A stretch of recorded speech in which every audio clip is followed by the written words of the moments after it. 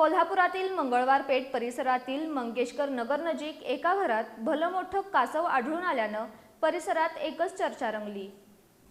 मंगळवार पेठेतील मंगेशकर नगर नजीक असलेल्या खणीच्या मागील बाजूस वैभव सातवेकर यांच्या घरात भलं मोठं कासव आढळून आलं। घराच्या परिसरात कासव आढळल्याची माहिती वन विभागाचे वनक्षेत्रपाल नलवडे यांना मिळाली। माहिती मिळताच वन विभागानं तातडीनं वन्यजीव बचाव पथकाला घटनास्थळी पाठवलं।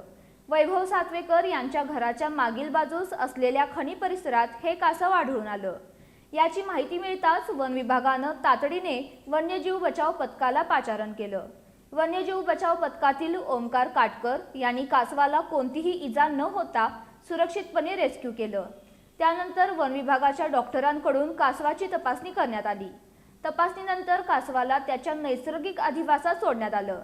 वन्यजीव बचाव पथकातील ओमकार काटकर यांनी घटनास्थळी पोहोचून कासवाला योग्य पद्धतीने सुरक्षितपणे रेस्क्यू केलं।